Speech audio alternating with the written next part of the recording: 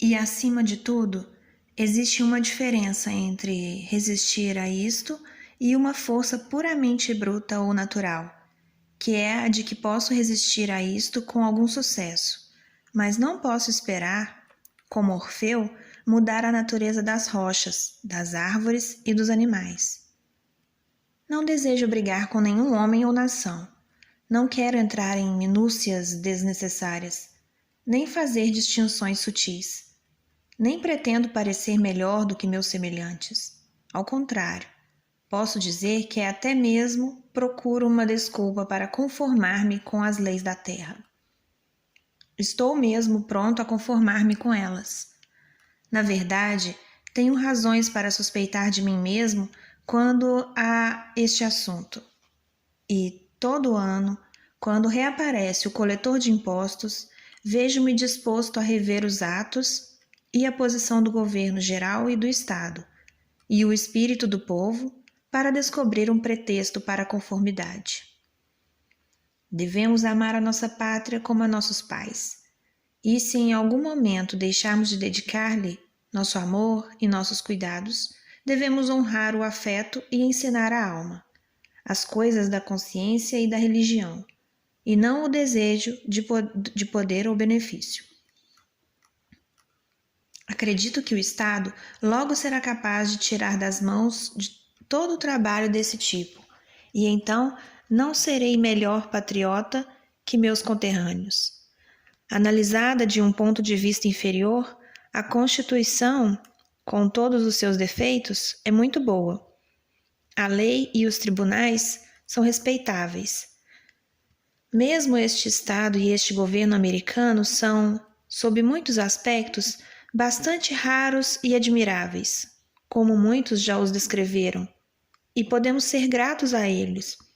Porém, analisados de um ponto de vista um pouco mais elevado, eles são exatamente aquilo que descrevi, e, vistos de um lugar ainda mais alto, do topo mesmo, quem poderá dizer o que eles são ou que merecem ser apreciados e ser objeto de nossos pensamentos? Entretanto, o governo não me interessa tanto assim, e dedicarei a ele o menor número possível de pensamentos. Não são muitos os momentos em que vivo sob um governo, mesmo neste mundo. Se um homem pudesse não ter mais pensamentos, fantasias ou imaginação, algo que jamais poderia lhe acontecer por um tempo muito longo, então, fatalmente, os governantes ou reformadores insensatos não poderiam interrompê-lo. Sei que a maioria dos homens pensa de modo diferente do meu, mas aqueles que dedicam suas vidas profissionais ao estudo deste e de outros assuntos afins contentam-me tão pouco quanto os demais.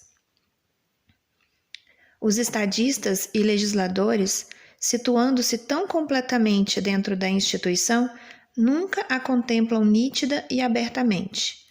Falam de uma sociedade em movimento, mas fora dela não tem nenhum lugar onde descansar. Podem ser homens de certa experiência e discernimento, e sem dúvida inventaram sistemas engenhosos e mesmo úteis, pelos quais sinceramente lhe agradecemos. Mas todo o seu engenho e utilidade situam-se dentro de limites não muito amplos. Costumam esquecer que o mundo não é governado pela sagacidade e pela conveniência. Webster nunca chega aos bastidores do governo e, portanto, não pode falar com autoridade sobre ele. Suas palavras são a própria sabedoria para aqueles legisladores que não consideram fazer nenhuma reforma essencial no governo existente. Mas para aqueles que pensam e para os que legislam para todos os tempos, ele não chega sequer a vislumbrar o assunto. Sei de alguns cujas serenas e sábias especulações a respeito deste tema logo colocariam em evidência os limites da amplitude e da receptividade da mente de Webster. Mesmo assim, comparadas com as manifestações ordinárias da maioria dos reformadores e com a sabedoria e a eloquência ainda mais ordinária dos políticos em geral, suas palavras são quase as únicas palavras sensatas e válidas, e agradecemos aos céus por ele. Comparativamente, ele é sempre forte, original e, sobretudo, prático. No entanto, sua virtude é a prudência, não a sabedoria. A verdade do advogado não é a verdade, mas coerência, ou uma conveniência coerente. A verdade está sempre em harmonia consigo própria e não se preocupa primordialmente em exibir a justiça que possa condizer com o mal.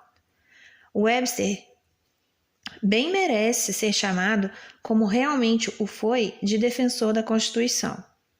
Não há, realmente, outros golpes que ele possa desferir senão os defensivos. Ele não é um líder, mas um seguidor. Seus líderes são os homens de 87. Nunca fiz qualquer esforço, diz, nem me proponho a fazê-lo. Nunca apoiei qualquer esforço e nem pretendo fazê-lo um dia, no sentido de perturbar o acordo originalmente feito pelo qual os vários estados constituíram a União. Contudo, pensando na sanção que a Constituição concebe à escravidão, ele diz: deixemo-lo permanecer, já que fazia parte do arranjo original.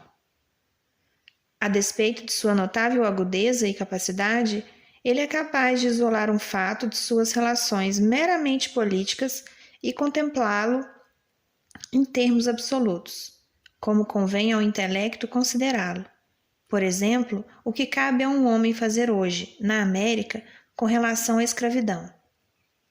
Aventura-se, porém, ou é levado a fazer declarações desesperadas como as seguintes, embora reconheça estar falando em termos absolutos e como particular. Que novo e singular código de deveres sociais pode ser inferido disto? Abre aspas. A maneira pela qual, fecha aspas, afirma, abre aspas, os governos dos Estados Unidos, onde existe a escravidão, deverão regulamentá-la. Será a de levar em consideração as leis gerais da propriedade, humanidade e justiça, além de seu temor a Deus, por força da responsabilidade perante seus constituintes. Associações formadas a lures, nascidas de um sentimento humanitário ou de qualquer outra causa, não têm absolutamente nada a ver com ela. Jamais receberam qualquer encorajamento de minha parte e jamais o receberão. Fecha aspas.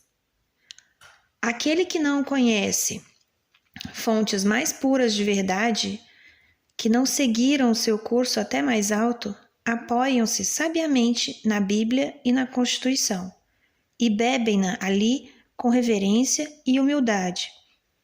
Mas aqueles que contemplam o lugar de onde ela verte para este lago ou aquela lagoa, arregaçam as mangas mais uma vez e continuam sua peregrinação até suas nascentes.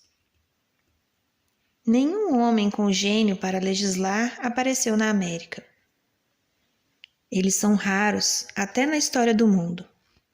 Existem oradores, políticos e homens eloquentes aos milhares, mas ainda não abriu a boca para falar aquele interlocutor capaz de resolver as questões mais discutidas do momento.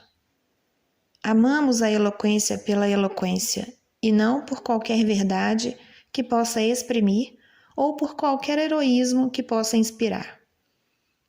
Nossos legisladores ainda não aprenderam o valor comparativo que tem o livre comércio e a liberdade, a união e a retidão para uma nação. Não têm gênio ou talento para as questões relativamente modestas de tributação e finanças, comércio, manufaturas e agricultura. Se nos deixássemos guiar exclusivamente pela palavrosa sabedoria dos legisladores do Congresso, sem que esta fosse corrigida pela oportuna experiência e pelas efetivas reclamações do povo, os Estados Unidos não sustentariam por muito tempo o lugar que ocupam entre as nações. Há 1800 anos, embora eu talvez não tenha o direito de dizê-lo, o Novo Testamento foi escrito. E, no entanto, onde há o legislador com sabedoria e talento prático bastante para tirar proveito da luz que ele lança sobre a ciência da legislação. A autoridade do governo, mesmo aquela a que estou disposto a me submeter, pois obedecerei com prazer àqueles que saibam e possam fazer melhor do que eu, e, em muitas coisas, mesmo àqueles que não saibam nem possam fazer tão bem. É ainda uma autoridade impura. Para ser rigorosamente justa, ela deve ter a sanção e o consentimento dos governados. Não pode ter nenhum direito puro sobre minha pessoa e meu matrimônio, apenas aquele que lhe concedo. O progresso de uma monarquia absoluta para uma monarquia limitada e desta para uma democracia é um progresso no sentido de um verdadeiro respeito pelo indivíduo. Mesmo o filósofo chinês foi sábio bastante para ver no indivíduo a base do império. Será a democracia, tal como a conhecemos, o último desenvolvimento possível em matéria de governo? Não será possível dar um passo mais além no sentido de reconhecimento e da organização dos direitos do homem?